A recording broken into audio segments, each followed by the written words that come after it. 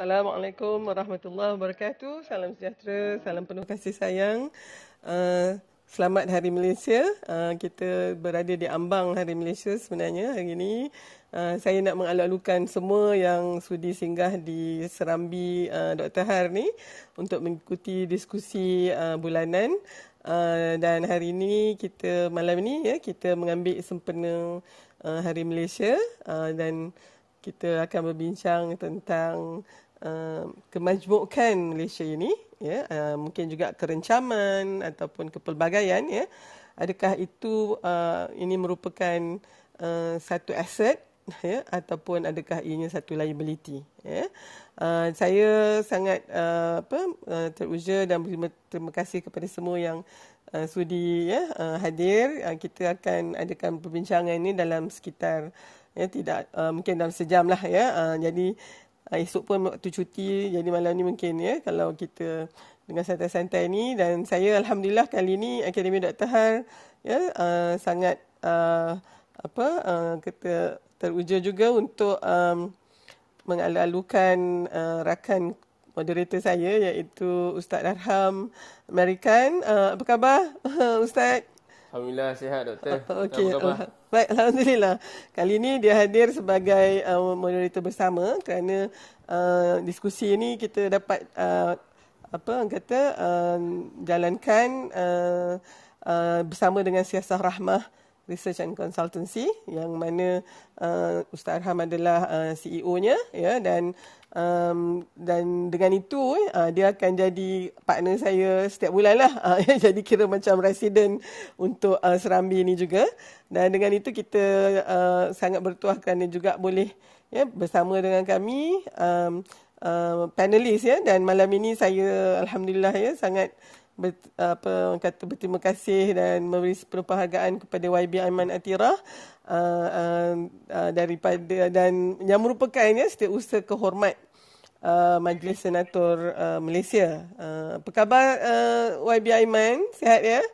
Khabar baik. Assalamualaikum warahmatullahi wabarakatuh. Waalaikumsalam warahmatullahi wabarakatuh. Alhamdulillah, suaranya tu ada sedikit kepenatan, tapi kita di sini untuk sama-sama kalau boleh berkongsi kepenatan berat beban di atas bahu YB Aiman tu sebenarnya, dan saya berpeluang melihat biodata profil YB Aiman ni. Saya kira sangat banyak pengalaman, dan YB Aiman sebenarnya dengan latar belakang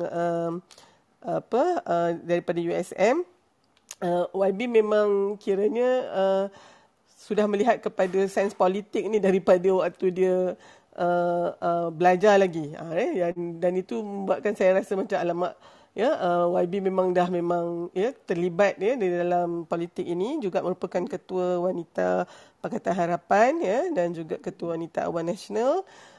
Dan insyaAllah kita rasakan kita nak lihatlah dari perspektif YB bagaimana tajuk kita hari ini.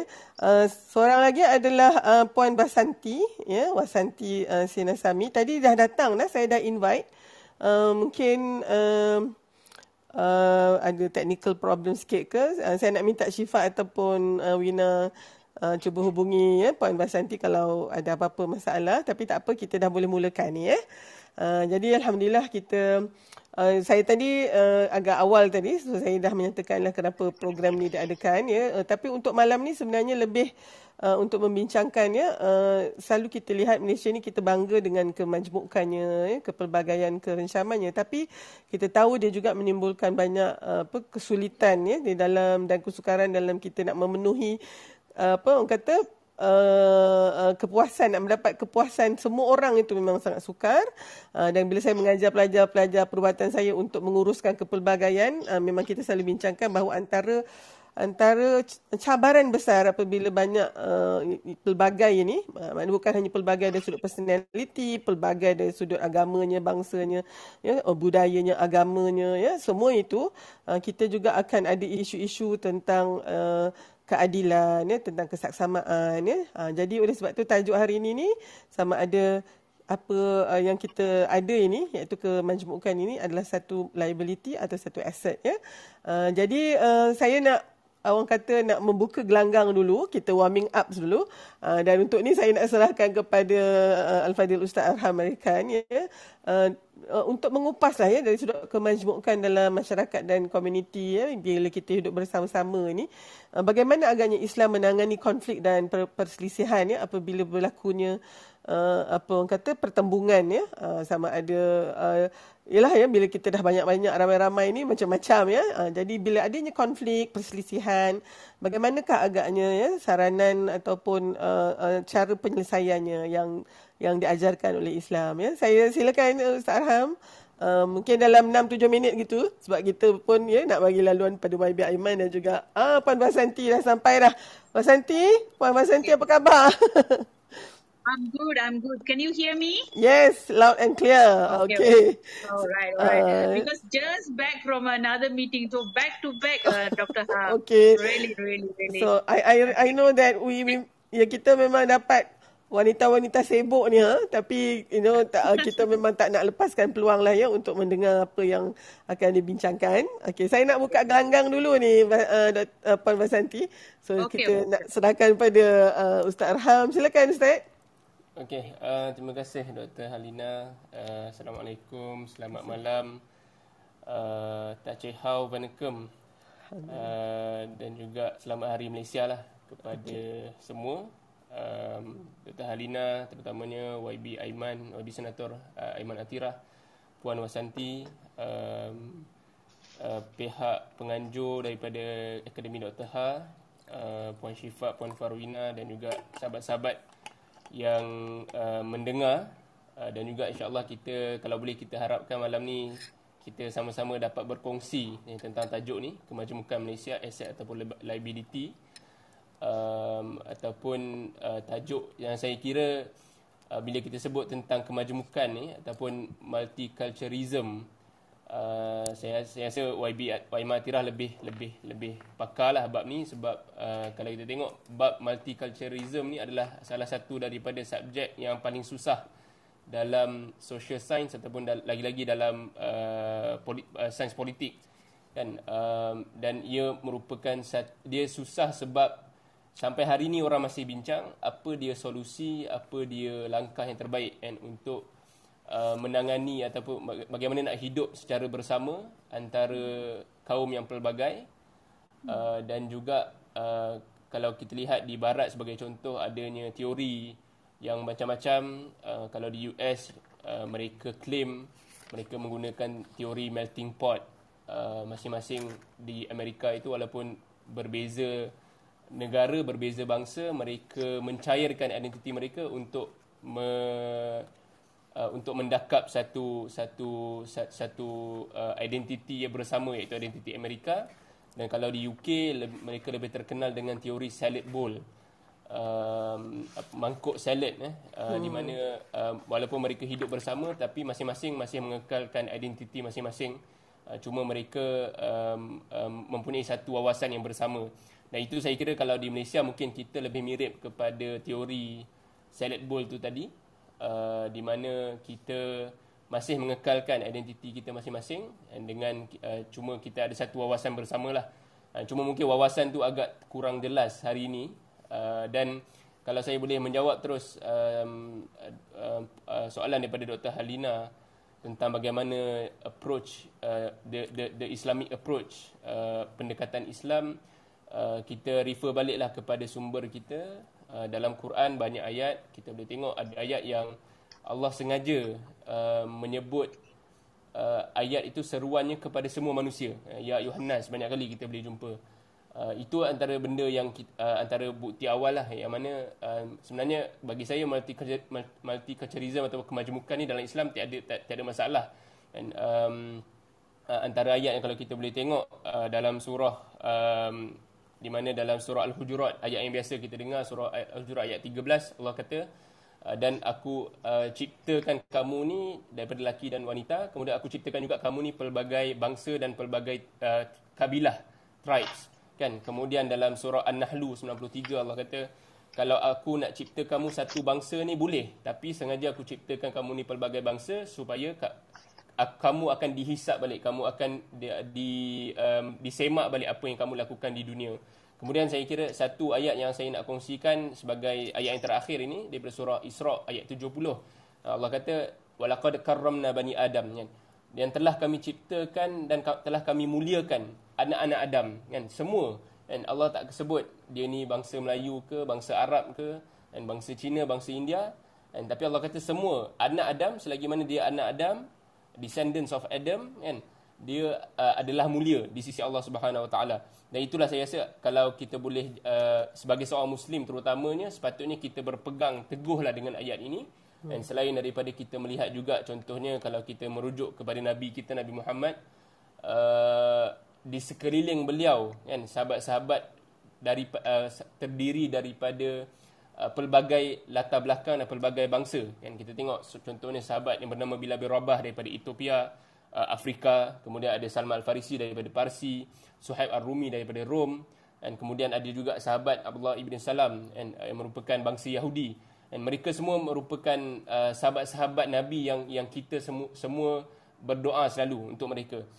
Dan saya rasa itulah sedikit sebanyak mungkin pandangan Islam yang walaupun nampak indah, tapi saya rasa kita perlu mengakui bahawa ada masalah implementation, ada masalah implementasi nilai-nilai tersebut, kan. Kita sebut contohnya Islam ni, kalau nanti mungkin YB Aiman akan sentuh dengan lebih mendalam, kan. Islam kita sebut sebagai ia membawa rahmat kepada semua, rahmatan lil alamin, kan. Tetapi dalam bab implementasi, kat situ mungkin ada sedikit kecelaruan, ada sedikit salah faham, yang mana akhirnya hari ini kita seolah-olah kita rasa kemajemukan ni tidak boleh kita relate dengan Islam, sebab kita hidup, contohnya kita hidup di sebuah negara yang majoriti Muslim, pemimpin kita pemimpin yang Muslim, tapi kita ada masalah racial issues, kan, yang tidak menggambarkan nilai-nilai yang sebenarnya disebut dalam kitab, dalam Al-Quran dan dalam amalan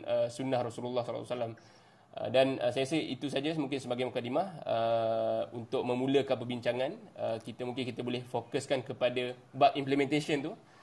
Sebenarnya macam mana sepatutnya kita implementasikan nilai-nilai yang boleh menerapkan perpaduan kaum, dan apa masalah sebenarnya yang menghalang implementasi itu untuk berlaku dengan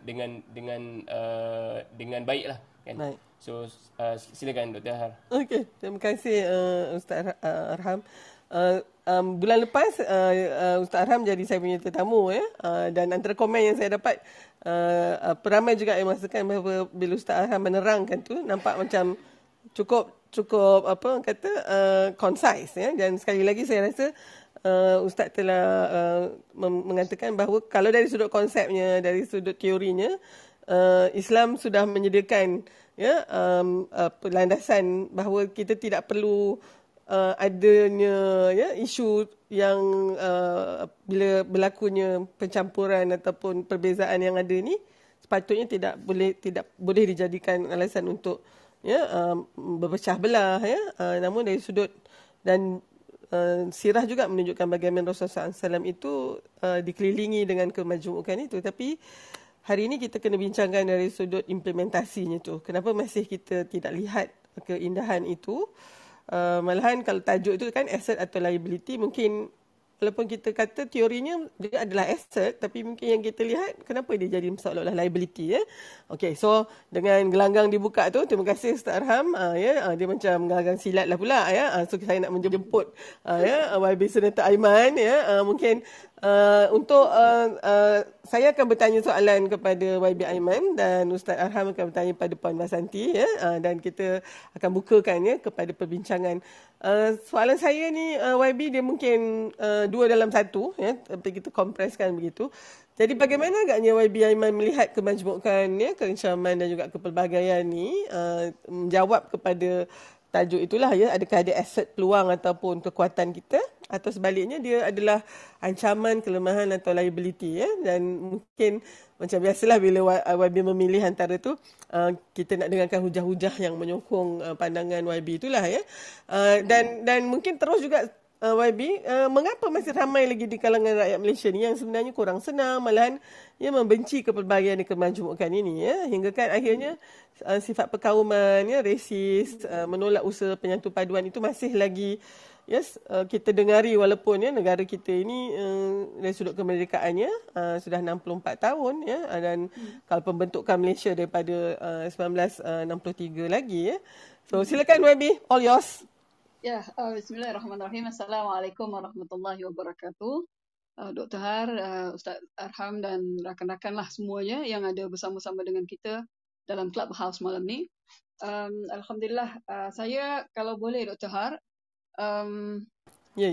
kalau tadi Ustaz Arham balik-balik merujuk saya sebagai mungkin social science punya pengamal mungkin ataupun political science mungkin, tapi izinkan saya untuk sebab kita pun sebut sembang santai ni kan, izinkan saya untuk memposisikan diri saya dalam pengalaman-pengalaman lah, ya, boleh.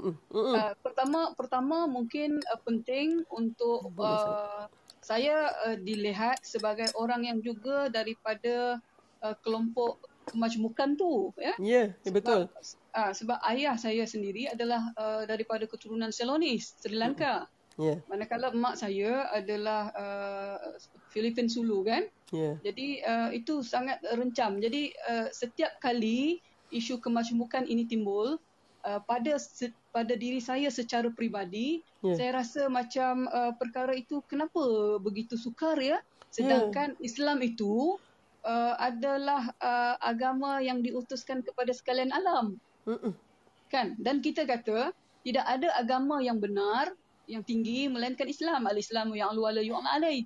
Tapi dalam konteks kita nak memahami dan merealisasikan kerahmatan Islam kepada seluruh sekalian alam tu, nampaknya umat Muhammad ini, Muhammad sallallahu alaihi wasallam ini agak ketinggalan di sudut menjiwai.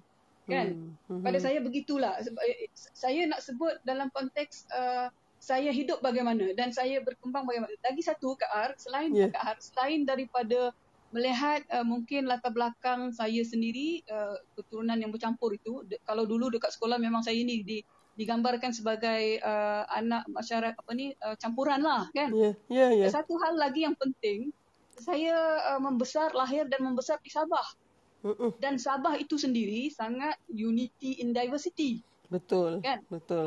Dan sebenarnya kalau kita melihat Sabah itu sendiri adalah satu negeri yang sudah pun membuktikan, menzahirkan di mana kepelbagaian itu dapat diuruskan dengan baik dan dapat diterima dengan baik, kan? Walaupun di situ kepelbagaian itu di sudut kaum di Sabah dia ada suku kaum yang paling banyak, paling banyak kalau compare in Semenanjung dan mungkin di Sarawak juga kan. Tapi Sabah adalah antara yang satu suku kaum pun dia ada banyak lagi pecahan-pecahan. Jadi itu sebabnya pada saya saya lebih suka kita balik kepada realiti Islam nak tu bagaimana. Kalau kita tengok dalam surah Hud contohnya ayat 118. Allah Taala, dan jika Tuhanmu mengkehendaki tentulah dia menjadikan umat manusia itu satu je. Kan? Terang dalam Al-Quran tu banyak disebut. Dan dalam surah Rum contohnya ayat 22 dijadikan langit dan bumi. Dijadikan manusia berbilang kaum, warna kulit, berbeza warna kulit kan. Dan kemudian berbeza bahasa, kan? Berbeza bahasa. Itu untuk apa? Dijelaskan dalam Al-Quran sungguh adalah menunjukkan kehebatan dan kebijaksanaan Allah. Jadi dalam konteks ni pada saya sebenarnya kita tak perlu hujah besar-besar, tinggi-tinggi Kak Har. Kan? Sebab kalau kita pegang yang tu pun cukup. Dah simple dah. Segala kemajemukan ini, segala kepelbagaian ini adalah menunjukkan kehebatan dan kebijaksanaan Allah. So dekat situ siapa kamu nak persoalkan? Betul. Kan?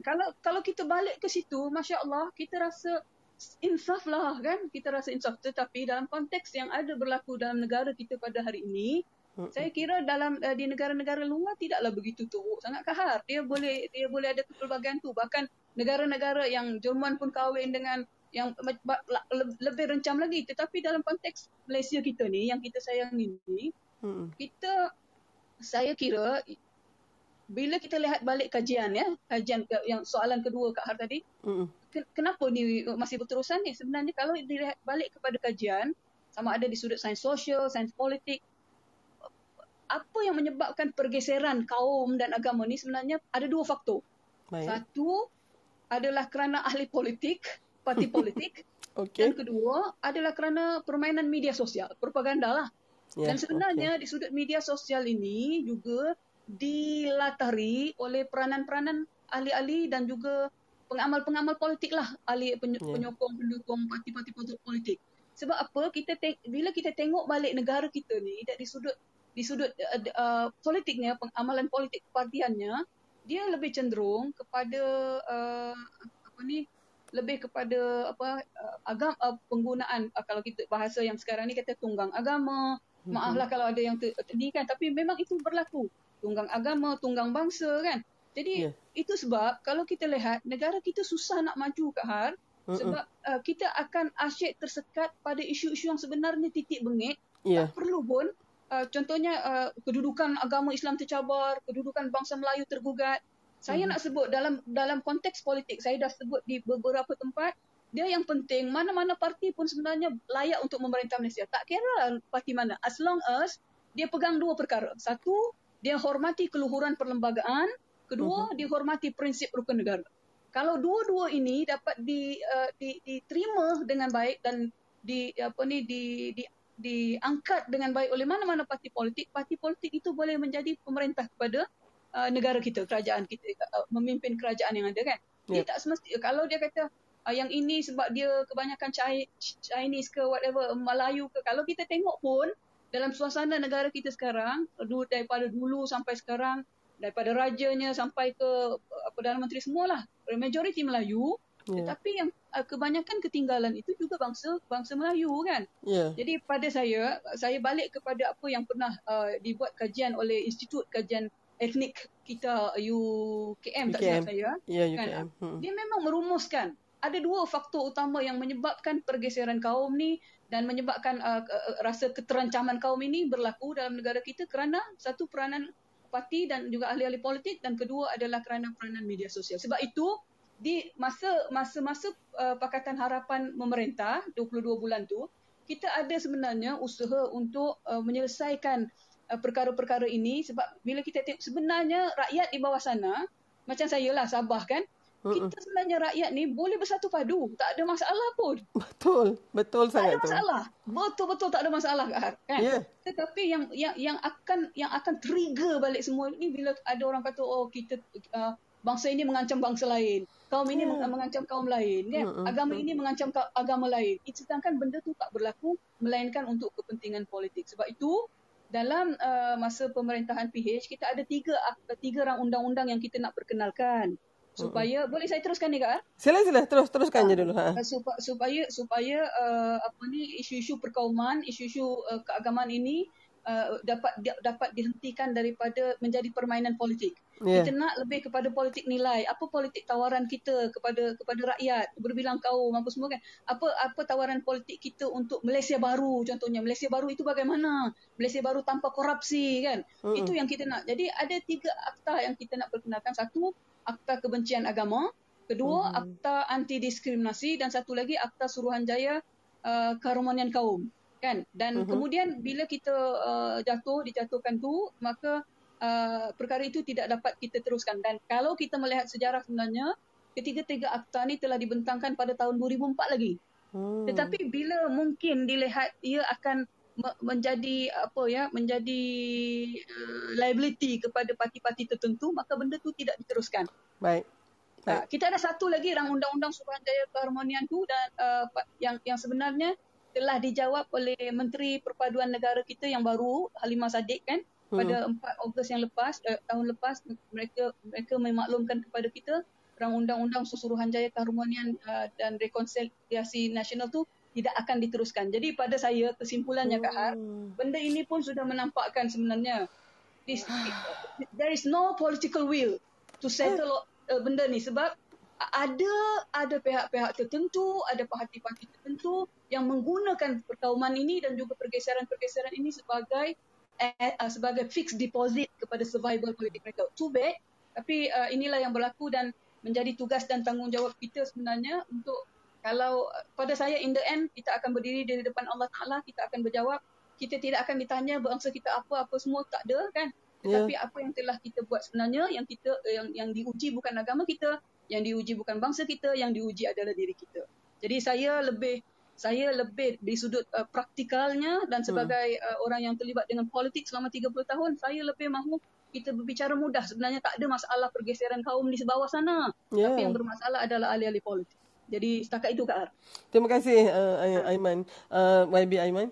Kalau kita lihat tadi kan, memang sengaja saya tak bacakan lagi profil tu sebab saya rasa lebih cantik kalau YB sendiri yang menunjukkan bagaimana YB adalah segala tentang kemajmukan, kerencaman dan juga kepelbagaian itu ada dalam diri seorang bernama Aiman Atirah ni ya. Jadi dan mungkin sebagai seorang yang tidaklah ada kepelbagaian itu dalam diri Kak Har ni kan, YB Aiman, saya mungkin tidak dapat merasainya so personal tau ya, maknanya this is about me gitu kan.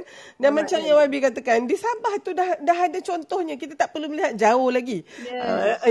Jadi tapi okey, saya rasa kan YB ada cahaya di hujung terowong, sebabnya rakyat sekarang boleh berfikir ya, dan kalau misalnya kita sebenarnya sudah tidak boleh lagi nak digula-gulakan lah ya dengan ini, dan kita sebenarnya ya antaranya kita tahu kita ada peranan yang nak dimainkan. Okay, saya serahkan pula pada Ustaz Arham. Silakan Ustaz untuk bertanya pada panelis kedua. Terima kasih. Dan menarik, saya pun bila saya terlupa latar belakang YB Aiman ni. Bila YB Aiman sebut tu baru saya sedar rupanya YB Aiman daripada Malaysia Timur Sabah ya YB Aiman. Sabah. Sabah. Itulah, dan YB Aiman tadi sebut dua faktor yang mungkin menjejaskan perpaduan kaum dekat Malaysia ni. Yang pertama ni tentang politik dan yang kedua ni media. Soalan saya pada Puan Wasanti. Puan Wasanti bersedia ke? Ada Puan Wasanti di situ? Ada. Kena unmute tu. Puan Wasanti kena unmute. Mana pula dia? Ada. Okay. Terima kasih. Kadang-kadang kita tadi dengar Senator Aiman bercakap tu betul kobar-kobar tu. So sampai terleka saya. Okey Puan, Puan Santi. So mungkin kalau boleh Puan berkongsi juga pandangan Puan sendiri tentang isu ini. Bagaimana Puan Wasanti melihat isu kepelbagaian kaum di Malaysia ni, adakah ia satu aset? Kalau ia aset, bagaimana, dan adakah ia liability? Dan mungkin adakah Puan juga bersetuju dengan apa yang YB Aiman sebut tentang dua faktor tadi, politik dan juga media, yang menyebabkan kita susah untuk mendapat perpaduan kaum itu, walaupun hari ini media baru telah mula mendominasi kan. Even kalau kita tengok di Twitter, di Facebook, ramai sebenarnya yang sama macam YB Aiman juga, yang daripada Sabah dan Sarawak. Mereka suka berkongsi budaya hidup di sana. Antara yang saya ingat pernah mereka ceritakan, contohnya di Rumah Panjang hari ni, tak kira agama apa boleh hidup sekali. Kemudian banyaknya tentang agama lah kan. Kalau agama berbeza, walaupun dapur ada dua dekat rumah, tapi setiap kali perayaan akan duduk satu meja sekali. Itu contoh-contoh yang diceritakan di Sabah dan Sarawak lah, melalui media baru kan. So bagaimana pandangan Puan Wasanti? Silakan. Okey, terima kasih kepada Ustaz. Terima kasih juga kepada Puan Ha, dan salam sejahtera kepada semua panelis hari ini, terutamanya Senator Aiman, kawan baik saya juga. Dah lama juga kita bersama-sama dalam politik. Okey, alhamdulillah lah hari ini saya sempatlah bersama-sama dengan semua orang yang kat sini ya. Alright. Sebenarnya usaha kita ya nak mengatakan pelbagaian Malaysia ni, ia pada saya lah, ia sebagai satu aset, sebab kita sudah mengekalkan keharmonian negara ni walaupun kita merupakan masyarakat yang berbilang kaum, Dan ini bukan satu perkara yang mudah sebab masing-masing mempunyai cara tersendiri dalam merencanakan hidup masing mengikut agama mereka, kaum mereka. Dan saya rasa ini kita tidak boleh pandang enteng. Betul. Satu-satunya yang kita rasakan sekarang, apa yang tadi Senator Aiman bagi tahu, memang ahli-ahli politik menganggap benda ni atau perkara ni untuk diri sendiri dan untuk peribadi, sebab dia ingin mengekalkan diri mereka di satu posisi atau jawatan, maka mereka menggunakan agama, menggunakan isu-isu yang boleh menjuruskan kepada satu liability terhadap kemajmukan Malaysia ni.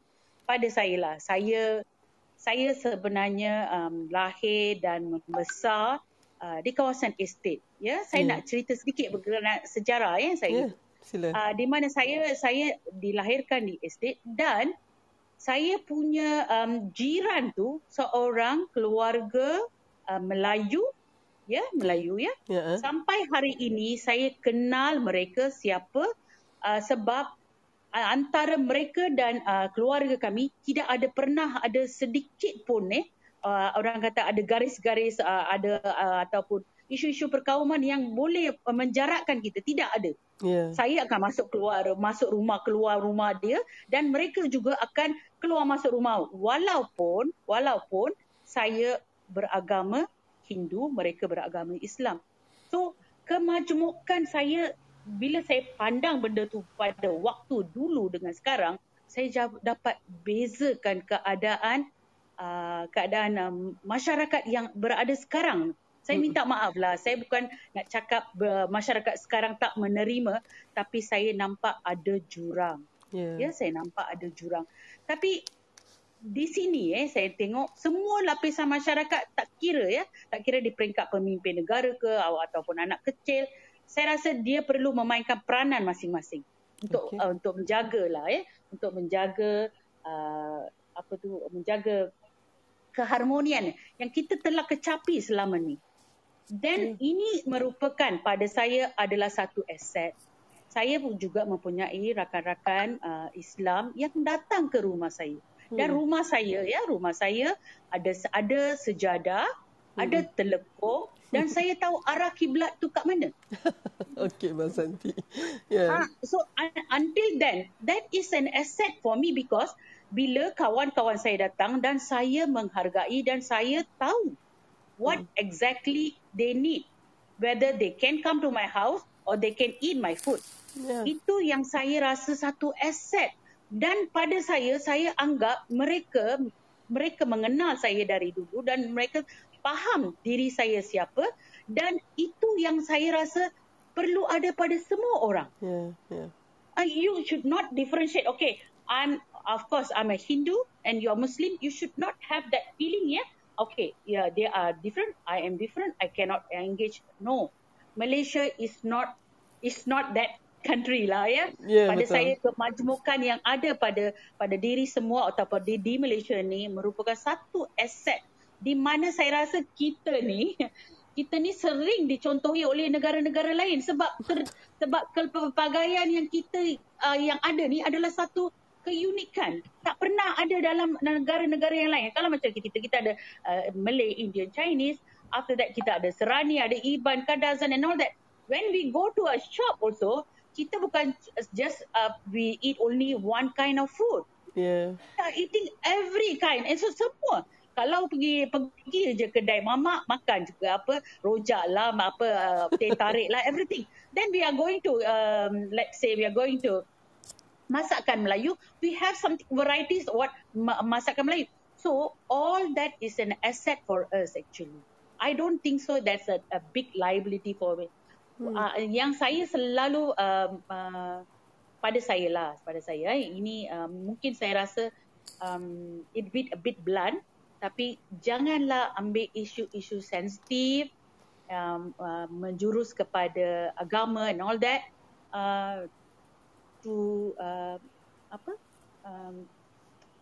to break us actually.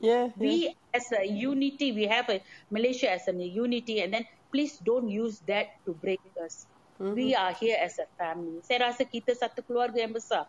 So untuk posisi dan untuk kepribadian diri ataupun untuk individual kan, jangan gunakan ini gugat ketenteraman dan keharmonian yang ada dalam negara ni.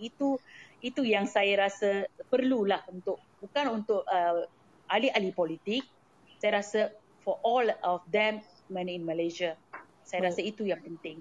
Sebab kalau dalam hidup dalam hidupan masyarakat majmuk yang kita amalkan di negara ni, saya rasa semua pihak perlu memahamilah asal usul, hormati, terima budaya bangsa, agama dan cara hidup. So itu perlu. Itu yang saya rasa I could say lah for today, Okay. Terima kasih Puan Wasanti. Kalau saya boleh just tambah satu lagi soalan, follow up question. Sebab tadi Puan Wasanti sebut tentang jurang yang hari ini lebih jelas kelihatan berbanding dulu. Mungkin soalan saya, kita dekat Malaysia kita ada apa yang disebut sebagai kaum majoriti dan kaum minoriti. Dan kita boleh kata kaum majoriti ni kebiasaan dan selalunya ada upper hand di atas kaum minoriti. Bagaimana Puan melihat antara dua golongan ini, majoriti dan minoriti ini, boleh apa yang perlu dilakukan untuk mewujudkan rasa empati, terutamanya bagi pihak yang ada majoriti ni, supaya kita sama-sama boleh hidup lebih harmoni dan sejahtera di Malaysia? Okay, it's a very good question actually. Thank you so much, Ustaz. Actually, I admire you. That day saya ada juga join yang clubhouse bersama Ustaz, and I like the way you explain, and I feel I actually respect all the religion lah. I respect all the religion, and I see the unity in one only. We feel whatever, kalau kita buat yang baik, kita akan dapat yang baik. Itu je. I believe in what. Kan? So saya tak nafikan jugalah, kita tak nafikan ada segelintir golongan yang bersikap dan bersifat ekstremis yang bertindak menaburkan fahaman perpecahan serta menyemarakkanlah api perkauman bagi mencetus suasana yang tidak aman dalam negeri untuk kepentingan peribadi. Tapi sekiranya lah semua rakyat berpegang kepada kunci tersebut untuk mengadakan keharmonian selain memainkan peranan mereka masing-masing, maka saya rasa kita boleh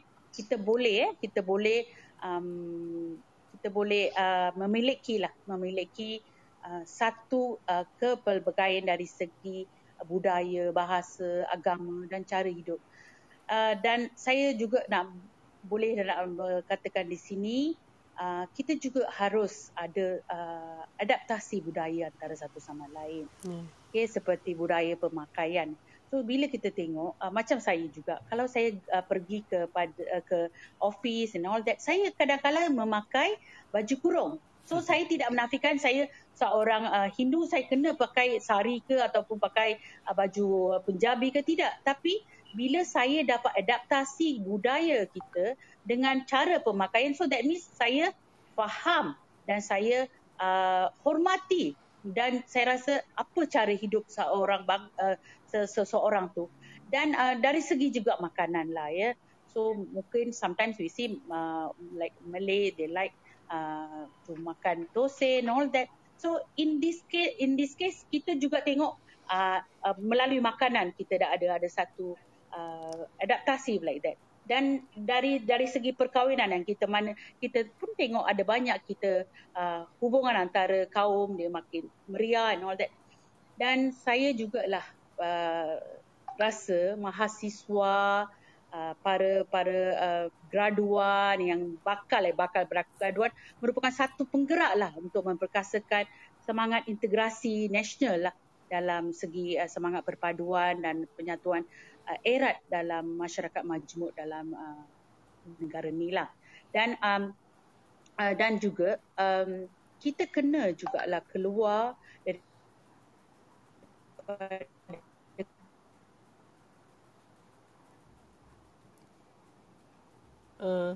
Puan Wasanti, you're breaking up.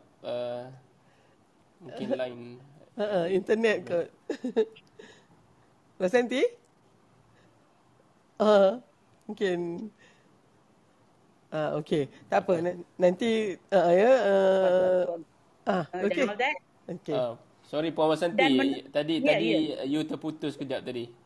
Oh, ya ke? Boleh dengar saya? Sekarang dah okey. Yes. Okey. Mungkin sebab ada telefon asyik masuk je kan? Tak apa. Okey. So busy sorry. woman. No problem. Biasalah. So sebenarnya kita kena jugalah kita kena juga kena ada satu-satunya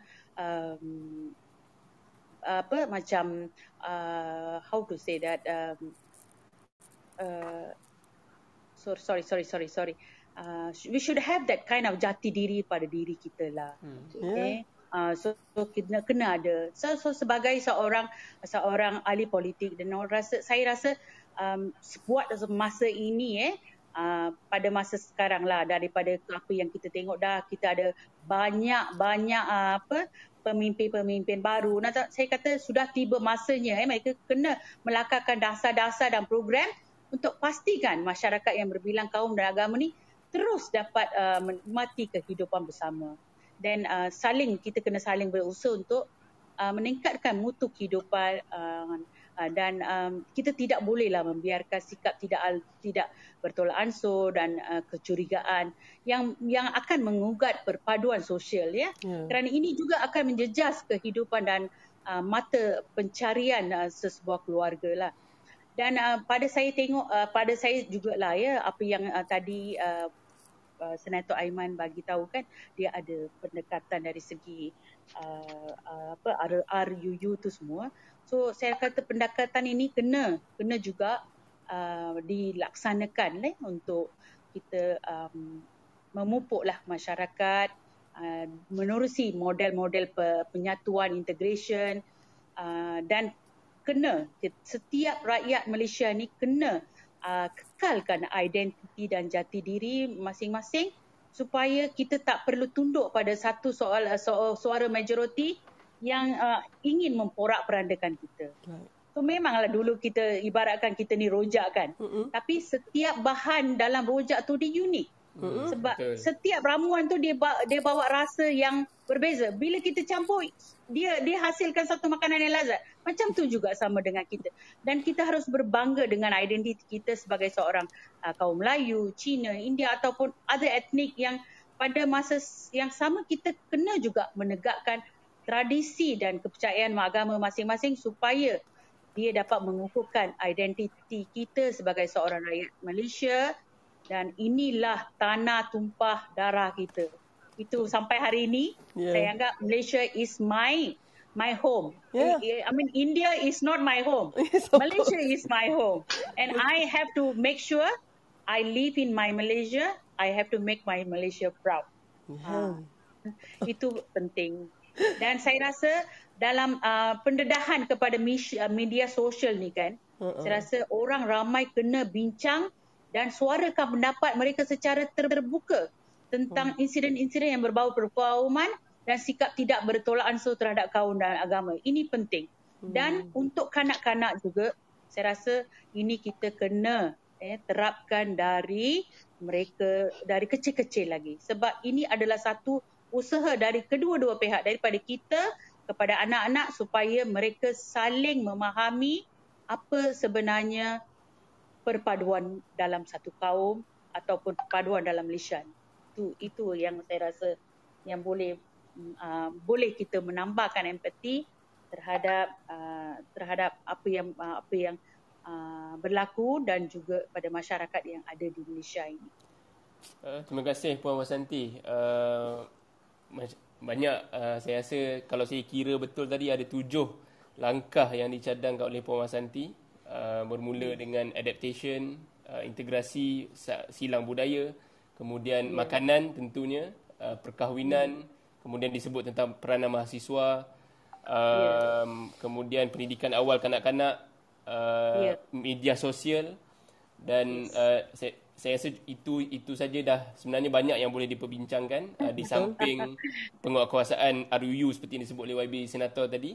Terima kasih banyak Puan Wasanti. Mungkin saya serahkan balik kepada Dr. Halina. Maybe kita nak terima soalan daripada para pendengar pula. Ya, Alhamdulillah. Terima kasih Ustaz Arham. Saya juga nak mengalulukan, kita ada seorang lagi ahli Dewan Negara bersama kita, YB Senator Fadlina. Alhamdulillah ni saya rasa sangat terharulah. Saya tahu dia pun sibuk ni, dua-dua senator ni, tapi kita jadi malu juga kalau senator kita boleh join. Apa yang menghalang kita pula daripada nak berbincang begini. Dan mungkin saya nak rangkumkan dulu Ustaz Arham apa yang YB Aiman dan juga Puan Basanti. Tadi saya dah perkenalkan Puan Basanti, tapi saya nak perkenalkan lagi sekali. Sebenarnya Puan Basanti adalah rakan saya sebagai ahli lembaga pengarah di Wanita Berdaya Selangor, WBS. Saya berkenalan dengan dia dan terus jatuh cintalah dengan dia. Dan saya kata, terima kasih Dadah. memang nak kena bawa dia juga dalam platform ni. Dan dia juga adalah naib ketua Wanita Keadilan Nasional sebenarnya. Jadi kita sebenarnya kalau kita lihat di pentas kita hari ini ni, kita dah ada champion untuk topik ni. Maknanya kalau kita tengok YB Aiman sendiri, dia itu adalah simbol kepelbagaian dan kemajmukan Malaysia. Dan dari sudut pengalaman hidup Basanti sendiri, hingga akhirnya membentuk kerangka fikir dan mindset itu juga yang harus kita tonjolkan.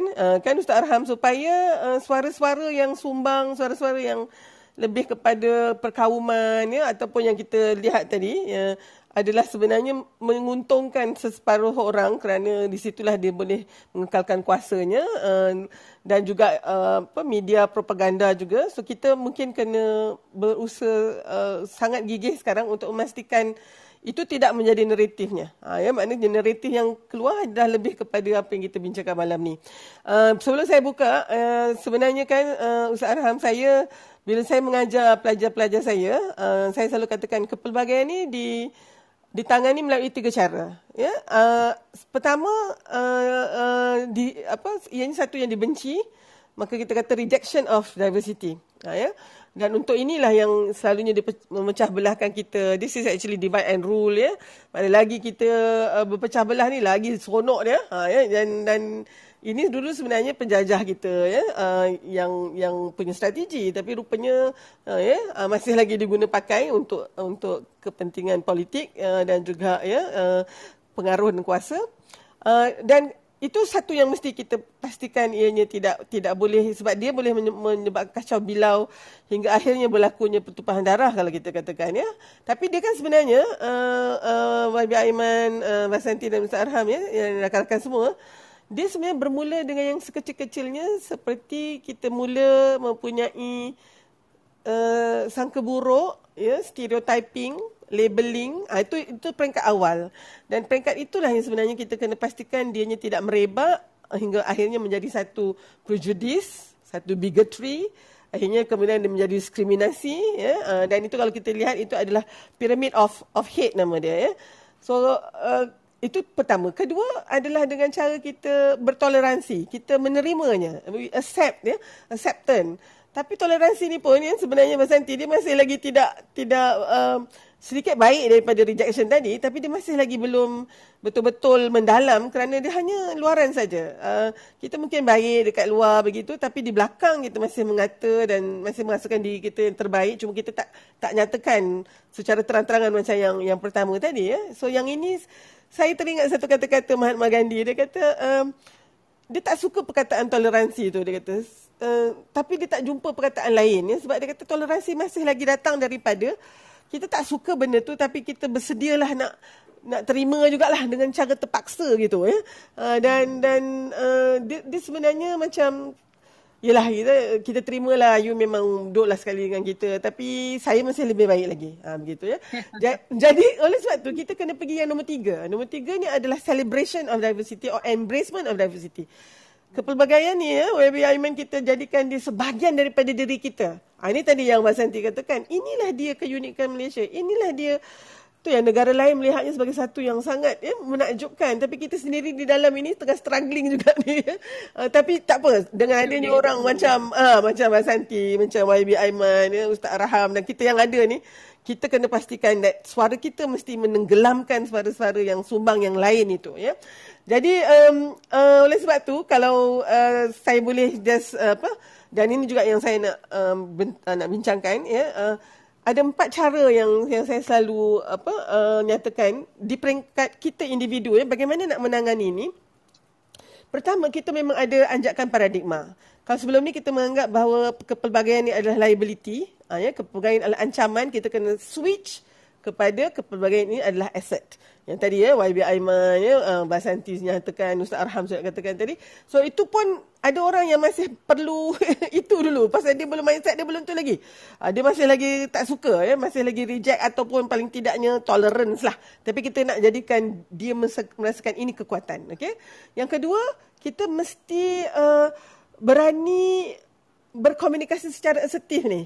Ya, Ustaz Arham, YB Aiman, Mbak Santi, maknanya memanglah selama ni kita kata isu sensitif ni kan, tapi sekarang ni kita kena bincangkan isu sensitif ni dan buktikan bahawa dia tidak akan menggugat keharmonian kita. Dalam konteks ini, ya, mungkin dalam Quran, ya, surah Al-Kafirun, lakum dinukum waliyadin tu. Ya, untuk kamu agamamu, untuk saya agama saya, itu kena ada that point of agree to disagree. And kita sebenarnya yang itu sebenarnya lebih baik, dan saya nampak, ya, YB Aiman ketika 22 bulan Pakatan Harapan tu, saya sebagai seorang rakyat biasa, saya lebih suka kalau misalnya isu tu dibincangkan secara terbuka, penuh hormat. Mungkin nampaknya agak tegang sikit, tapi akhirnya kita tahu, ya, apa daripada, ya, kita nampak macam okey je, tapi kat belakang, ya, banyak sangat perkara yang, ya, mainan yang sebenarnya kita sendiri tak nampak apa sebenarnya yang berlaku begitu, ya. Jadi itu kedua. Yang ketiga, mana assertive communication, ya, kita kena buat, bukan passive aggressive. Passive aggressive ni dia tak mendatangkan apa-apa pun.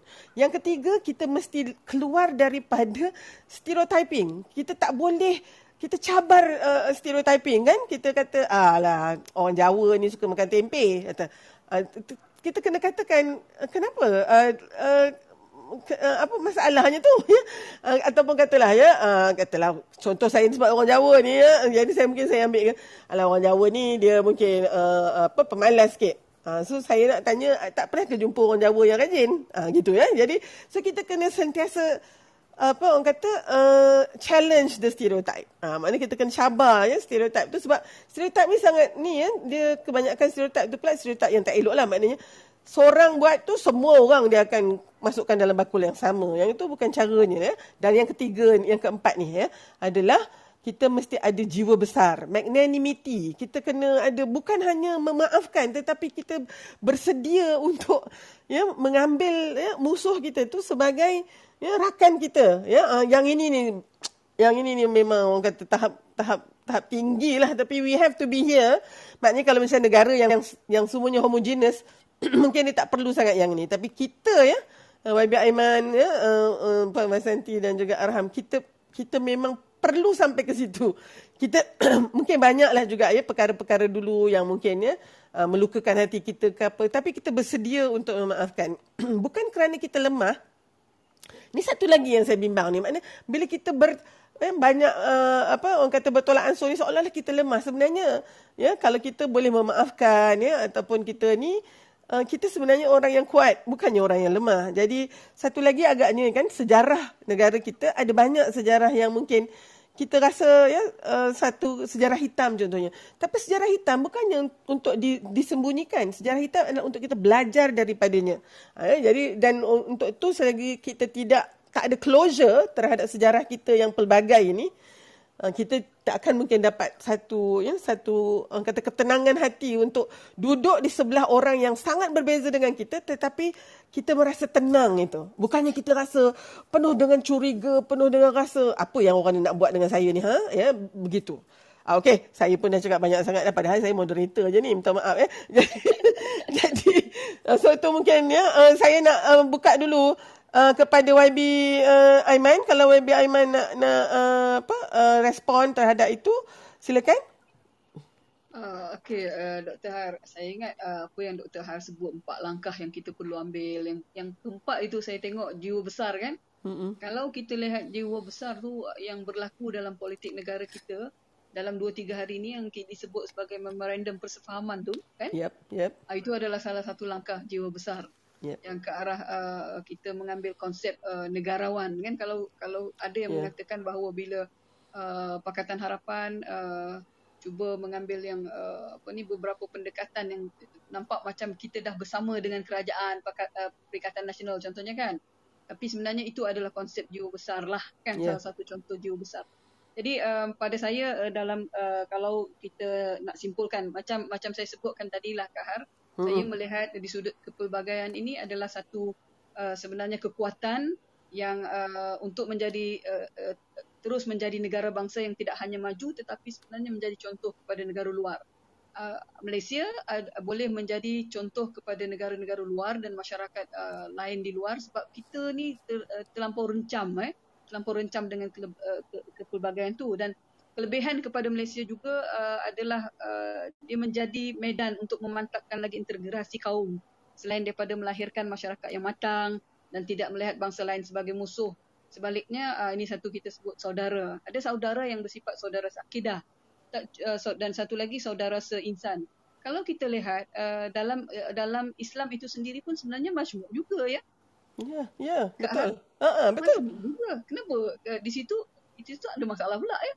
Tapi jadi pelik. Apapun kepelbagaian yang ada dalam negara kita ini akan menjadikan masyarakat kita lebih rencam serta bersifat positif yang seterusnya pada saya akan membentuk fabrik sosial yang jauh lebih kuat. Kalau kita dah ada bergabung semua ni sebenarnya kita akan membentuk satu fabrik sosial yang jauh lebih utuh, kuat dan tidak akan mudah diganggu gugat oleh mana-mana kuasa ataupun anasir-anasir luar pun sebab kita ada China, kita ada orang rakan-rakan Tionghoa, kita ada rakan-rakan India, dan kalau kita boleh belajar bahasa lagi sebenarnya menjadikan masyarakat kita jauh lebih bijaksana sebenarnya kan. Betul. Saya itu satu yang saya rasa mungkin kalau dari dulu saya belajar Mandarin dan saya belajar Tamil bahasa nanti Allah, saya sekarang ni banyak lagi bahasa yang saya boleh kuasai kan. Absolutely. Betul. Baik. Okey, terima kasih YB Aiman yang tu memang saya rasa tak apa, kita tak terlambat lagi, kita masih lagi boleh menanamkan ini dalam anak-anak kita khususnya. Cuma Dr. Har, saya memang positif sebenarnya bab kita akan mencapai satu mungkin persefahaman yang jauh lebih baik. Saya positif. Tinggal lagi peranan rakyat kita dan peranan para wanita khususnya untuk kembali mengubah cara politik. Ini kita berada di politik adu domba, politik fitnah ni semua kita perlu ubah, kita kembali kepada politik nilai-nilai yang baik kan. Dan kemudian politik yang mendidik dan kemudian politik khidmat. Pada saya itu 3 perkara. Politik nilai, politik mendidik dan politik khidmat untuk menolak unsur-unsur politik yang sebenarnya tidak membangun, sama ada tidak membangun masyarakat kita, tidak membangun negara kita. Ini mesti kita ubah dan peranannya perlu bermula daripada golongan wanita itulah sendiri. Baik. Ustaz Arham, ada apa-apa Ustaz nak chip in kat sini? Dah sebut wanita tu, nanti takut Ustaz Arham rasa tertinggal pula kan. Saya tak ada apa kecuali bersetuju dengan semua yang disebut oleh YB Aiman. Betul. Okey. Jadi saya yang itu sebenarnya satu kaedah yang sangat menarik sebenarnya. Bila kita banyakkan yang baik itu, maka yang tak elok, yang sumbang itu sendiri akan sebenarnya hilang dengan secara sendirinya. Saya nak Vasanti, ada apa-apa Vasanti nak respon apa yang YB Aiman cakapkan tadi? Okey, berdasarkan kepada apa yang YB tadi bagi tahu, dia lebih kepada apa yang berlaku pada waktu sekarang yang berkenaan dengan politik. Tapi pada saya lah kalau kita nak menerapkan semua yang apa yang disebut oleh YB dari politik nilai, didik dan khidmat, tapi saya rasa untuk memupuklah ni semua they have to come from your own home. Ya, okey. Betul. daripada rumah sendiri. Ya. So bila kita kalau mendidik anak dengan menerapkan nilai-nilai murni, didik mereka dengan cara yang betul dan memberikan mereka satu pandangan ya bahawa semua yang ada di dalam dunia ni kita harus menanamkan sikap cintakan mereka. Ada sifat-sifat empathy terhadap apa yang berlaku sekeliling. Saya rasa itu perlu bermula daripada rumah. Mbak Santi. Dan kita sebagai seorang ibu ya, pada saya apa yang tadi Puan YB Senator dia bagi tahu yang wanita perlu menerapkan. Saya rasa kalau saya nak nak pinpoint seorang, saya rasa tak berapa sesuai sebab saya rasa bukan sahaja wanita. Saya rasa seorang bapa dan sebuah keluarga harus memberi input yang sama terhadap semua daripada anak sampailah mereka leave from this world. Ya, So betul. you have to emphasize on all this from the younger age until you die. So this is what I feel lah. Yeah. Yes, Mbak So we Santi. don't just project to one particular gender, tapi saya rasa ini kena merangkumi both of them. Yes, of course. Thanks for the reminder, Mbak Santi, kalau agaknya nampak problem. macam lebih kepada wanita gitu kan. Tapi mungkin saya nak katakan bahawa mungkin ini satu juga saya nak mewawarkan besok insya-Allah sempena yang ini adalah diambang Hari Malaysia ya. Besok Akademi Dr. Har akan menganjurkan wacana Cinta Malaysia yang kedua. Dengan tajuk mendidik Gen Alpha ya, mencintai Malaysia ya, sebab kita Gen Alpha ni yang lahir selepas tahun 2010 ke atas.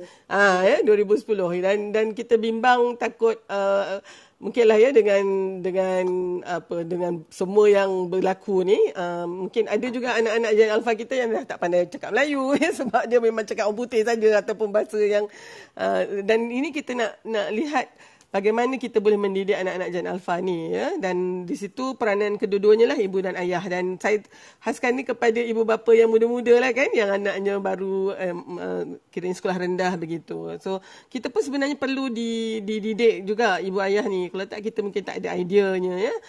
Okey, so saya kira kita dah sampai pada penghujung sebenarnya, tapi saya nak buka dulu ya, kalau ada siapa-siapa yang mungkin ya nak memberikan pandangan dan juga ya mungkin kita lihat ya kalau misalnya ada poin ataupun hujah-hujah tadi yang mungkin boleh diperkembangkan ke, atau ada yang tak setuju pun tak apa sebenarnya ya, kita pun nak dengar juga masalah yang mungkin kami terlepas pandang ke. Ada siapa silakan. Siti ya, Amar, Miqdam, Sharifah, Hafizah. Kita tak berapa ramai ni tapi tak apa. Mungkin Nur ya, Nahariyah, Liana, Nulida. Saya sebutkanlah atas untuk orang kata menghargai ya kehadiran Atira, Aisyah, Hasikin ya. Ni Baili ke? Bai, okey. Kamarul dan juga Farah dan Anis. Kalau ada siapa-siapa ke yang nak memberikan... Okey, Amar. Sila, Amar. Okey, saya akan invite Amar dulu. Okey, sila. Amar. Okey, silakan. Alright. Assalamualaikum. Waalaikumsalam warahmatullahi. Dengan Amar ni kena cakap Arab ni. Oh, ya ke? Yang ada keram. Bagilah latar belakang sikit, Amar. Dia daripada Qatar ni. Oh, Masya Allah. Okey, Amar. Terima kasih banyak. Ya, silakan. Okey, pasal masyarakat majmuk, kalau melihat kepada kita punya kejayaan negara kita, macam mana cakap, dia ada satu poin yang selalu orang ulas tentang masyarakat majmuk ni, sebab sering kali dia akan comparekan, orang bila cakap pasal masyarakat majmuk, orang akan comparekan dengan kejayaan negara Indonesia versus negara kita. Itu yang poin selalu yang orang perbualkan lah. Yang mana negara Indonesia dia streamlinekan bahasa apa semua kan. Kalau negara kita keep it as it is. Maksudnya kita diversified. Tak ingatlah macam mana cara kita olah perkara ni. Tapi dalam masa yang sama, bila kita lihat pada sejarah latar belakang negara kita, sejarah asal-usul kita, mungkin kalau tengok pada parents macam mana YB Aiman sebut tadi pasal parents dia, kalau macam saya 2 atau 3 generasi ke atas lah bangsa yang lain kan. Jadi kita boleh appreciate macam mana kalau jadinya bila tak kekal jadi satu macam mana negara sebelah lah. Dia ada pro and cons dia lah. Jadi itu yang kalau saya melihat sebagai rakyat Malaysia, rakyat biasa Malaysia.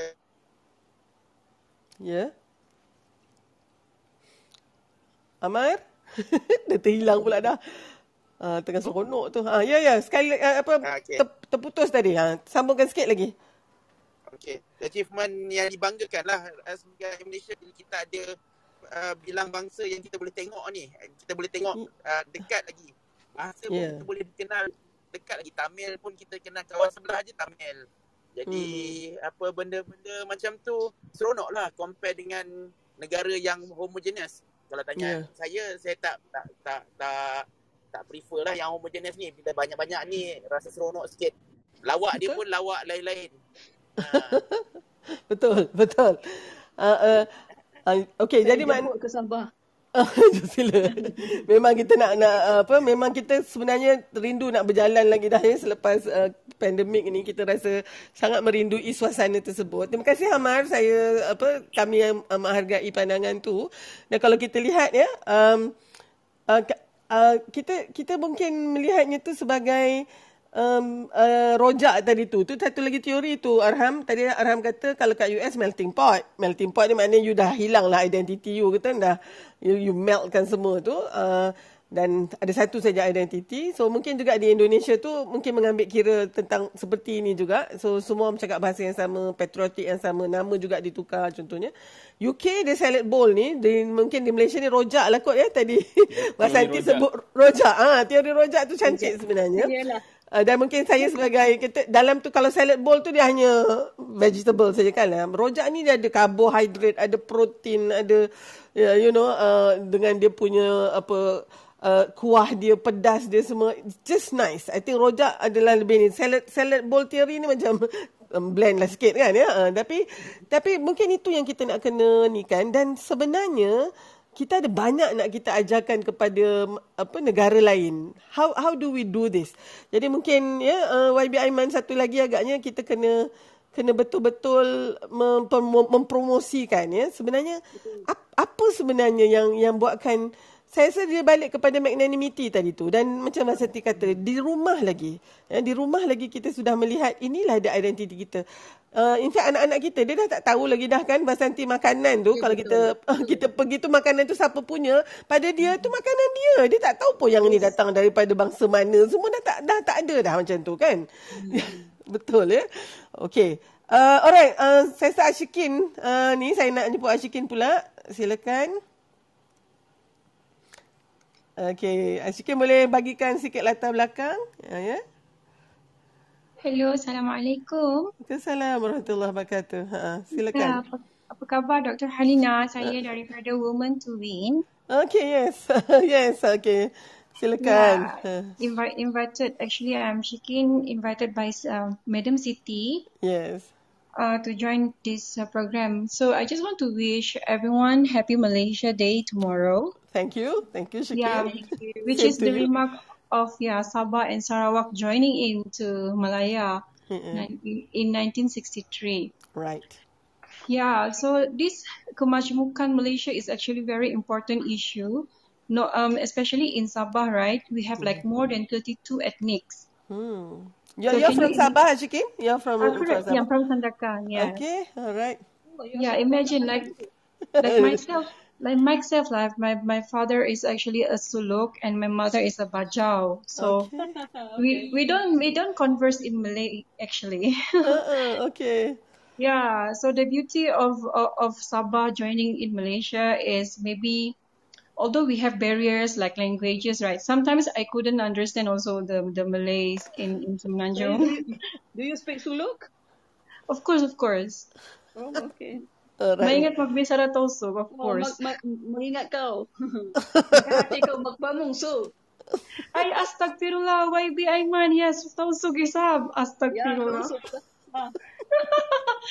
Oh my God, you really made my day, YB Aiman. Okay. So that's all I want to say. Thank you, doctor. Okay, Alhamdulillah.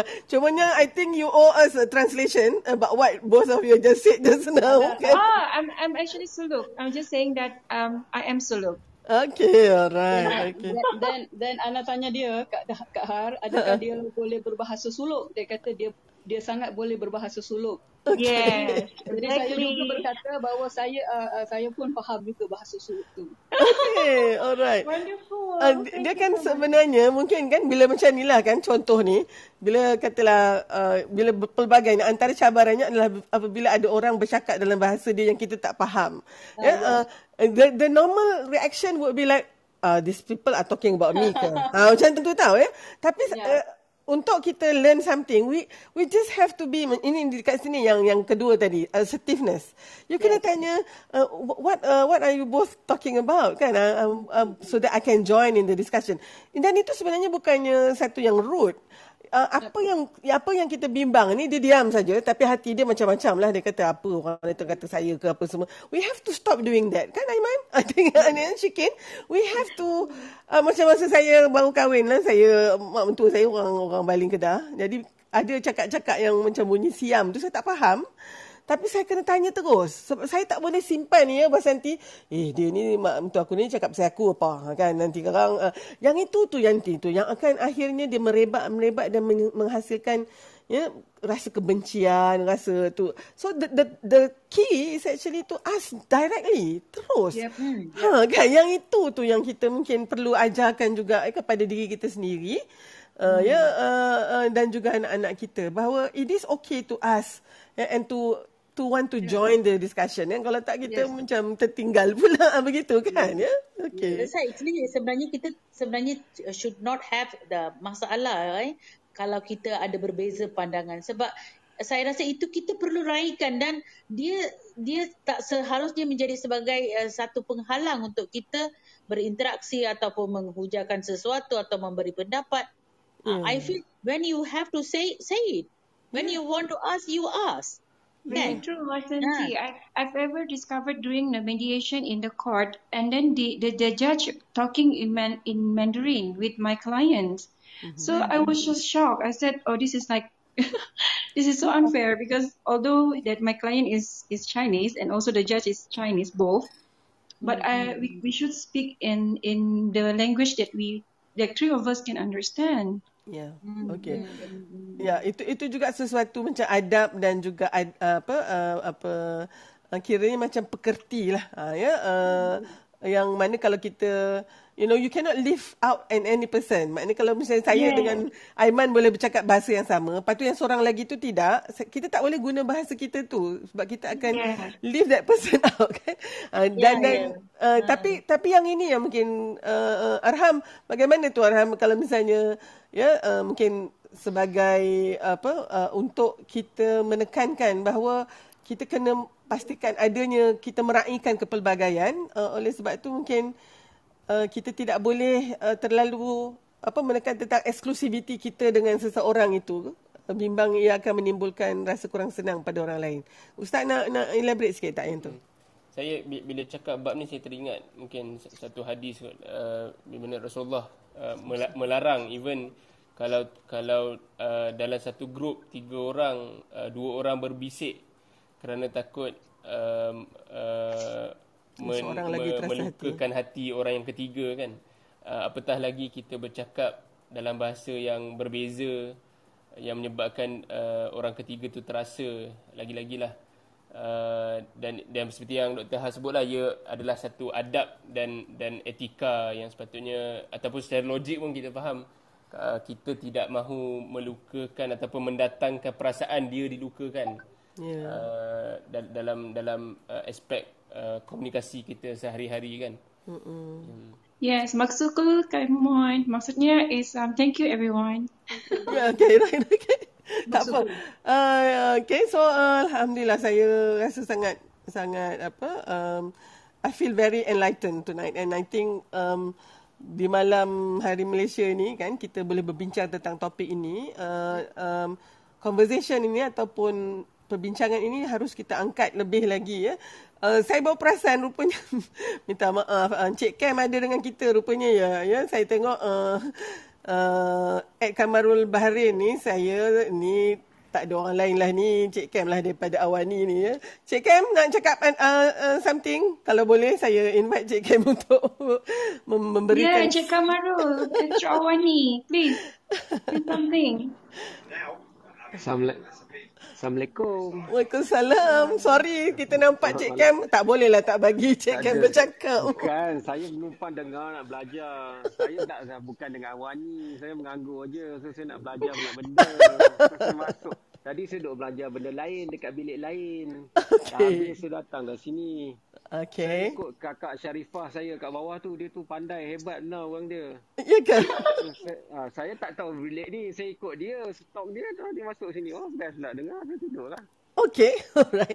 So actually inilah topik yang harus kita bincangkan agaknya dan kita mungkin saya mesej dekat Kak Syarifah saya kata topik ni bagus tapi banyak yang diperkatakan malam ni melalui pengamatan saya sebagai seorang wartawan.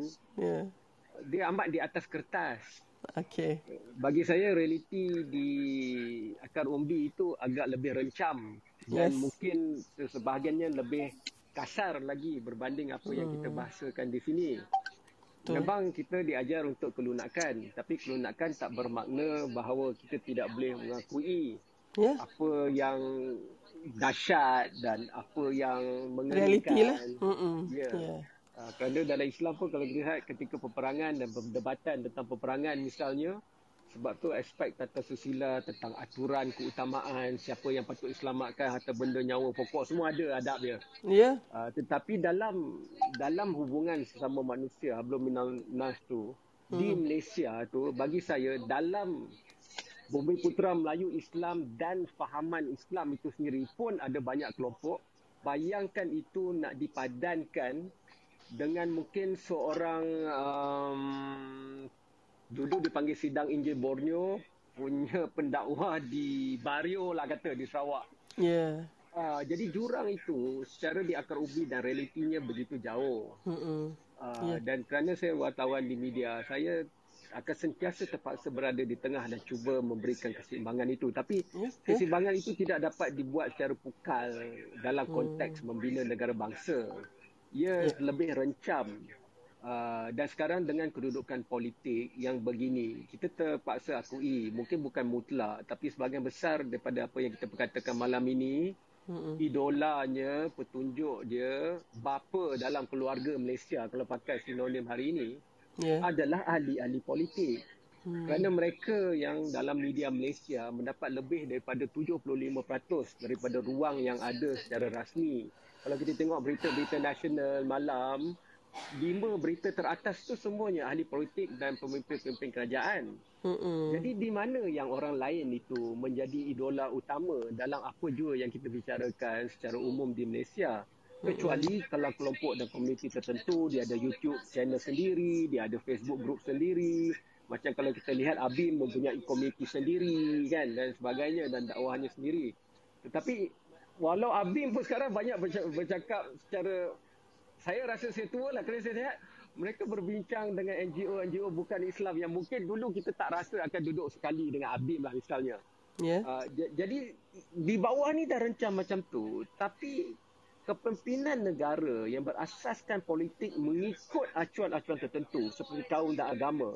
Persoalan yang saya bila timbul di hati saya apabila mendengar bahagian terakhir diskusi bilik ini, jarak tu jauh. Realiti akar umbi masyarakat dengan kepimpinan yang ada sama dalam politik korporat atau sebagainya. Kerana kita dah berdekad-dekad terbiasa mendahulukan kumpulan kita dahulu sebelum kita kemudiannya memikirkan tentang nasional. Dulu waktu saya seorang pelajar sekolah rendah di Perlis, analoginya sekarang, now with hindsight, saya rasa macam saya senasib dengan Sabah dan Sarawak. Kerana walaupun Perlis di Malaya, tetapi Perlis terpisah daripada banyak benda dan dia diketepikan daripada arus perdana berada di Malaya. Kerana dia kecil, dia ada 3 kawasan parlimen. Jadi pemimpin politik tidak kisah dia. Lama. Sebab tu lapangan terbang yang patut dibina di paling utara. Kerana itu memberikan kewajaran politik ekonomi sosial Selatan Thai dan sebagainya. Tidak berlaku. Ia dipindahkan ke Alostar, ke Kubang Pasu, kawasan Perdana Menteri dahulu, Tuan Dr. Mahathir. Lebuh Raya Utara Selatan tidak berakhir di paling utara. Kita semua tahu lagu tu zaman generasi saya, dari Perlis hinggalah ke Sabah. Tetapi Lebuh Raya Utara Selatan tak bermula di Perlis, dia bermula di Bukit Kayu Hitam. Jadi that's why saya tak pernah terasa terpisah dengan Sabah dan Sarawak. Kerana walaupun saya berada di Melaya, saya rasa apa yang mereka rasa. Kalau lahir seperti saya di sawah padi, di Perlis, datuk nenek sebelah ayah saya tidak pergi sekolah kerana tidak ada sekolah yang boleh berjalan kaki. Jaraknya. Dan tidak ada jalan raya. Hanya becak sawah itu. Jadi sama ceritanya, walaupun bukan sawah, di Sabah dan Sarawak, mereka berada di Ulu Rejang misalnya, kena naik jam 2 bot baru sampai pekan terdekat bernama Kapit. Jadi analoginya sama, sinonimnya sama. Masalahnya perwakilan politik tidak merentasi perkara itu. Kerana perwakilan politik mengikuti ras, mengikuti fahaman seperti agama dan mengikuti pembahagian geografi. Jadi di mana kemajmukan Malaysia sebagai aset dalam konteks politik? Saya baik ada YB kat sini. Senang dia lah jawab. Panas. Tak panas. Kita cakap dalam nada macam ni kan. Bukan macam nada di Dewan Rakyat dan sebagainya. Tapi ironisnya, YB mungkin tahu berbeza. Waktu sejam yang RTM tunjuk Dewan Rakyat tu lain realitinya berbanding berjam-jam lain di luar kamera di Dewan Rakyat. Sepanjang pengalaman saya sebagai wartawan, orang yang bertikam lidah dalam Dewan Rakyat bila keluar kat kantin parlimen lah, kat tempat sokong apa, wah macam tak ada apa-apa pun. Yes, true, very true. Kami sebagai wartawan sentiasa memikirkan perkara itu kerana bila kita keluar, rakyat akan bertindak terhadap apa yang mereka lihat tu. Oh, dia ni memang mereka berfahaman lain, bersama berjuang. Tapi sebenarnya dia tak tahu kalau dia tak ada gaduh apa pun. Ya, saya tahu yang tu. Jadi bayangkan jurang yang ada, walaupun hanya politik di antara macam GTS dengan yang lain-lain. Walaupun dalam DAP adalah pembangkang terkuat di Sarawak. Tapi DAP Sarawak dengan DAP Malaya lain. Memang lain. Yes, true. Jadi saya faham apa yang kita bincangkan tadi dan I wish that was really the main thing in our country. But there's a reason why Indonesian forefathers went for assimilation and not cohesion. Kita pilih kesepaduan sosial, mereka pilih asimilasi. Sebab tu nama hartawan ke hartono ke, tapi dia tak bermakna dia bangsa ni kaum yang sama. Kita tak. Nah, kalau nama Cina lah dia. Kalau nama Melayu lah dia. That means we didn't go for assimilation. But the price to pay, we are still working on talking to one another even now. Malah lebih lagi sekarang kerana politik sekarang adalah suhu paling tinggi berbanding bila-bila pun yang pernah ada di Malaysia.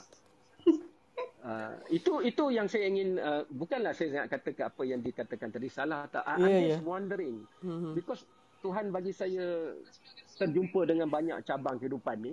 Jadi saya nampak cabang yang saya cakap ni macam mana berbanding dengan apa yang kita kata tadi. Kerana bila saya turun ke Sabah Sarawak, orang di kawasan luar bandar sana melihat YB itulah sebagai satu-satunya harapan. Betul. Jadi kita sini cakap tentang nilai, kita cakap tentang politik baru. Tapi di sana kalau YB tak kesian kita orang, betul-betul. Kalau YB di sana tak bawa pembangunan, siapa lagi nak bawa? Yes, very true. Di Sungai Gat Rumah Panjangnya di Ulu Rejang, saya pergi dengan YB. Tapi saya suka berjalan sendiri. So, ada anak muda ni, pelajar perempuan yang baru habis SPM, dia dapat beberapa A. Dia datang, tak sempat cakap dia dah nangis. Saya pula bila orang nangis, saya melemah betul. So, dia cakap kenapa menangis? Baguslah boleh jumpa kan kita. Dia cakap, tak, dia nak tanya saya macam-macam sekali. Dia kata bila dia lihat Awani dan sebagainya, dia rasa macam dia nak lah buat apa yang dia dengar semua tu. Tapi macam mana? Keluarga dia tak mampu menghantar dia keluar dari rumah panjang itu walaupun untuk duduk dan belajar di kapit. Dan dia kata kalau dia tak keluar dari rumah panjang, dia nak teruskan pengajian dia macam mana? Ini semua soalan yang wajar ya. Dan soalan yang... Tapi when we talk about kemajmukan, sometimes we detach it from political economy.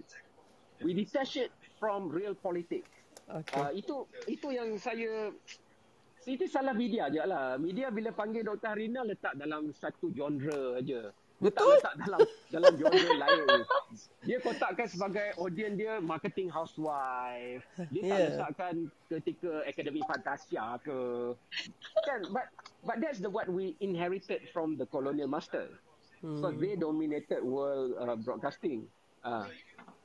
Jadi we try. That's why in Awani I tried to do many things different. Sebab tu di Awani aja ada Awani Sarawak. Tak sempat nak buat Awani Sabah. Sabah ni ada banyak sikit rencam dia berbanding Sarawak walaupun lebih kecil. Itu saya nak tanya, kenapa ada Awani Sarawak tak ada Awani Sabah? Itu saya selalu nak tanya. Kerana ahli-ahli politik di Sarawak bersetuju bahawa mereka akan berkongsi usaha sama untuk buat dan kita menggunakan sumber dana dari Sarawak juga. Baik. Dan Sabah tak dapat nak buat tu. Rundingan dia terlalu rumit dan dia bertukar lepas tu. Sebenarnya perbincangan itu bermula dengan Sabah dulu. Tetapi bila saya buat temu bual dengan arwah Tok Nan dan kemudiannya itu disambung oleh timbalan dia yang sekarang jadi Yang Amat Berhormat Ketua Menteri Abang Jo. So my way is I talk to every side, every politician, whatever that works for the people. Saya lahir di kampung aja di Bohong Mali, sawah. Bohong Mali, okey. Sebab tu nama saya Kamarul Bahrin bin Harun. Kerana rumah datuk nenek saya seberang batas sawah dengan rumah keluarga Datuk Harun Din. Jadi daripada kecil saya melihat definisi perjuangan Islam PAS, definisi perjuangan Islam UMNO, Melayu, negara bangsa. Tapi bila saya keluar saja dari Perlis, saya terkejut. Saya melihat walau PAS di Lembah Kelang begitu berbeza daripada PAS yang saya kenali di Perlis. Dari pada aspek ceramah sampailah perkara lain. Sebab itu muktamar pertama saya pergi, saya memang melihat pada kerencaman kemajmukan itulah. Saya lihat benda terbalik kenapa yang saya pilih hidup saya. Tak apalah, sekarang saya dominate sangat benda ni. Saya sebenarnya nak datang dengar. Tak apa. Tak apa Cik Kam. Alhamdulillah. Actually, yes. I respect how Encik Kamarul are trying to define this tau. Sebab apa yang dia feel tu, dia cakap dekat sini. So sometimes through whatever apa yang Encik Kamarul cakap tu, Wasanti, you have to listen to my idol, Kak Sharifah kat bawah tu. Dia lagi hebat daripada saya. No, sometimes today you have that heart to say out what exactly you felt. Although you were born in Malaya and how you feel that Sabah and Sarawak been, tak diberikan apa yang diberikan di Semenanjung and all that. But tak semua orang yang akan mencurahkan sesuatu like from your heart, Saya rasa it happens like it happens in everybody because they want to please everybody. They tak nak apa orang kata to make others to feel bad about them and all that lah. Itulah mungkin. That's why I respect your views. I respect your views. YB at all.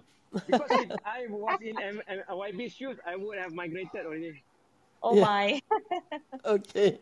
Baik, okay kawan-kawan. Challenge is too great kan Dr. Alina, tolong. Ya? Macam mana? Cik Kam? Tolong letak kat pas saya tu, kesian dia. Okay. Kongkobar.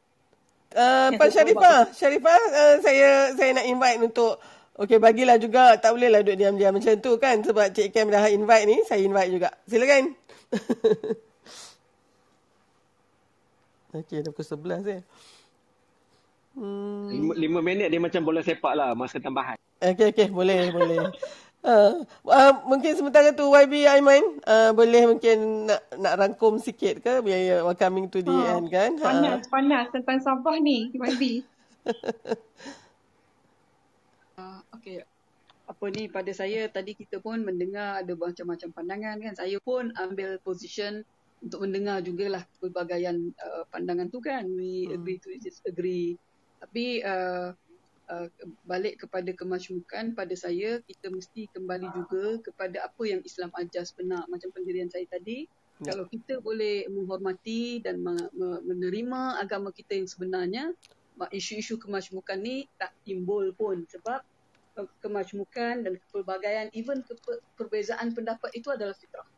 Jadi kalau kita boleh terima fitrah itu, insya-Allah segalanya akan jadi lebih baik. Yang keduanya, Kak Har, apa yang ada di hadapan kita adalah bergantung bagaimana kita berfikir, bagaimana kita merasa, bagaimana kita memberikan respon sebenarnya kan. Baik. Yang lain-lain itu hanya pada saya lah, pengalaman hidup saya dah masuk 49 ni Kak Ar. 23 September ni saya masuk 49 Kak Ar. Okay. Happy advance birthday. My last tu, tahun depan saya dah mula siri 5, siri kelima. Pada saya, apa yang kita lalui di hadapan dalam kehidupan kita ni adalah ujian untuk mematangkan saja. Memang akan ada segala perbezaan tu, tetapi yang paling penting bagaimana kita menguruskan perbezaan tu bermula daripada sikap kita kan. Itu sajalah Kak Ar. Kalaupun kita bercakap dalam konteks malam ni pun sebenarnya ada pelbagai sisi pandang kan. Dan ada pelbagai juga justifikasi terhadap pandangan-pandangan orang. Sebab tapi saya mengambil sikap untuk baik kita meraihkan apa saja dan mendengar apa saja. But anyway, kita lebih memahami insya-Allah bagaimana kita mahu mendepani segala apa pun yang kita rasa cabaran dalam kehidupan kita lah. Dan yang paling penting, positif lah. Itu penting. Baik, insya-Allah terima kasih YB Aiman. Saya rasa itu satu simpulan yang penting ya untuk kita garap. Kita tahu cabarannya sangat besar, tapi kita tidak boleh berhenti untuk keep on dreaming ya, sebab sebenarnya dan saya juga positif macam YB Aiman juga. Saya kira ini satu idealism yang kita kena pegang. Kita kalau tak dapat semua pun, kita dapat sikit pun, tapi itulah yang kita kena hargai ya. Okey, terima kasih YB Aiman. Saya nak minta Mbak Santi mungkin untuk rangkumannya, silakan. Okey, pada saya lah setiap apa yang berlaku ni pasti ada jalan penyelesaian yang baik. Mungkin hari ini kita tengok ada apa yang Cik Kamarul tadi bagi tahu, kita ada jurang. Tapi saya rasa kita perlu lebih matang lah serta tenang untuk berhadapan dengan satu perkara supaya towards the end dia akan membawa satu kesudahan baik dan menyenangkan. Baik. Berkenaan dengan setiap keluarga itulah, pada saya lah, setiap keluarga harus memberikanlah impact berkenaan dengan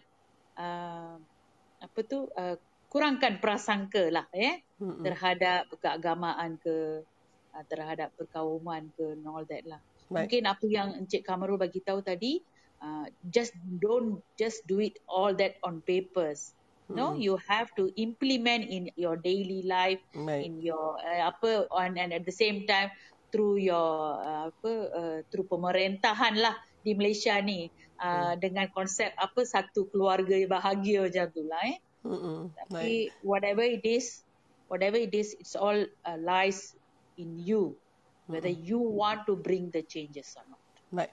Terima kasih Santi, terima kasih Cik Kem juga ya, Ashikin, dan ni saya nak minta Arham, mungkin Ustaz Arham, mungkin kita boleh simpulkan, dan sebenarnya ini membawa kepada banyak perbincangan juga untuk diskusi bulan-bulan yang akan datang. Jangan lupa tekan ikon loceng tu ya untuk notifikasi program kita yang seterusnya.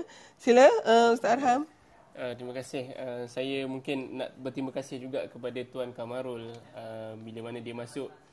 Mungkin DNA Awam Media ni dia akan mensensasikan topik yang dibincangkan, dan betul apa yang disebut tu telah memanaskan lagi ruang kita pada malam ini. Kita harap tajuk-tajuk yang kita mungkin hari ini kita baru sentuh the tip of the iceberg kan. Banyak lagi benda kat bawah tu yang lebih rencam seperti yang disebut oleh Tuan Kamarul tadi. Terima kasih banyak. Mungkin insya-Allah kita akan adakan lagi ruang-ruang yang akan datang. Baik. Mungkin saya nak mengulang balik beberapa poin daripada tadi Puan Wasanti sebut betul. Kita walaupun kita sedar di luar sana masalah lebih rencam, tapi kita paling kurang malam ni kita tahu sebagai peribadi, sebagai individu, kita tahu nak buat apa. Kita tahu apa yang perlu dilakukan, dan seperti yang Puan Wasanti sebut, daripada kita yang dah sedar ni, kita cuba terapkan pula kepada ahli keluarga kita, terutamanya anak, isteri, suami dan sebagainya. Dan supaya akhirnya insya-Allah nilai itu akan berkembang kan, walaupun ia bermula dengan diri kita, keluarga kita, insya-Allah dia akan berkembang dalam masyarakat. Dan akhir sekali mungkin saya tutup dengan ayat yang saya baca di awal tadi, surah Al-Hujurat ayat 13. Allah sebut Allah mencipta lelaki dan wanita, Allah juga cipta pelbagai suku, kaum dan juga bangsa. Dan Allah sebut inna akramakum indallahi atqakum, maksudnya yang paling baik antara kamu adalah yang paling bertakwa. Dalam tafsir Ibn Katsir disebut maksud paling takwa tu adalah orang yang suka menyambung silaturahim. Bukan silaturahim ni maksudnya kita sambung hubungan dengan keluarga kita, dengan adik-beradik semata-mata, tapi kita juga menyambung hubungan dengan semua manusia di sekeliling kita, tidak kira bangsa, tidak kira agama. Terima kasih, itu saja. Okey, terima kasih Ustaz Arham. Saya juga sebagai untuk menutuplah ya kita punya diskusi serambi Dr. hari ini, saya nak ucapkan berbanyak terima kasih kepada semua ya yang sudi bersama daripada pukul 9.30 tadi, tak bergerak, tak beranjak. Ada yang mungkin baru masuk ya, mungkin dapat yang hujung-hujung saja, tapi maknanya ya kita tahu bahawa kepelbagaian ini aset ya, dan bukannya liability. Itu secara yang cantiknya di kertas kata Encik Kem, tapi yang kita sedang hadapi mungkin terlalu agak jauh berbeza, dan kita mungkin kena keluar daripada bilik serambi ini dengan satu semangat bahawa kitalah yang akan menjadi ejen perubah itu ya, walaupun mungkin kecil sumbangan kita, tapi paling tidak untuk diri kita sendiri dan juga anak-anak kita dulu, dan daripada situ sebenarnya dia akan akan seterusnya menghasilkan perubahan yang pastinya nanti membawa Malaysia kepada tahap yang lebih baik mudah-mudahan ya. Kita lihat juga sebenarnya Gen Z ya, ataupun generasi yang anak-anak kita yang paling terkesan sebenarnya dengan pandemik COVID ni, these are the lost generation kalau ikutkan. Tapi saya baca banyak juga ya, Farid Zakaria semua dia mengatakan bahawa this is the generation that is going to put most of the thing that we have done, mungkin not so performance kita tak berapa baik pun, tapi generasi ni sebenarnya dia membawa satu naratif yang berbeza, dan isu tentang kepelbagaian ini mungkin lebih dekat dengan mereka, dan kerana mereka melihat dunia ini dalam kacamata yang lebih pelbagai, so they are basically more tolerant towards all this diversity element. So and I think we should start to let anak-anak muda kita berada aktif di dalam kepimpinan negara ini, insya-Allah. Kita mulakan dengan diri kita dulu ya rakan-rakan, supaya hari ini jauh lebih baik daripada semalam, dan insya-Allah besok jauh lebih baik daripada hari ini. Dan kita saya tutup ni dengan menyimpulkan satu doa untuk Malaysia ini. Kita jangan lupa bahawa hubul watan ataupun cintakan tanah air itu kan sebenarnya adalah sebahagian daripada yang dituntut, dan itu sebenarnya memberikan kita jati diri. Kita mungkin boleh berikan anak-anak kita sayap untuk mereka terbang jauh ya, tapi kita kena berikan dia akar umbi juga ya. We have to give them roots as well, dan cintakan negara, patriotik terhadap negara ini walaupun apapun keadaannya. Itulah sebenarnya akar umbi yang sangat perlu kita berikan kepada generasi akan datang. Saya kira mungkin ada ramai antara kita rasa kali ini punya hari kebangsaan dan juga hari Malaysia agak hambar agaknya ya. Tapi mungkin kita kena tidak boleh lupa bahawa this should be the time where we should be the most patriotic. Sebab itu Malaysia needs us. Pandemik tu adalah satu yang kita memang kena sama-sama hadapi.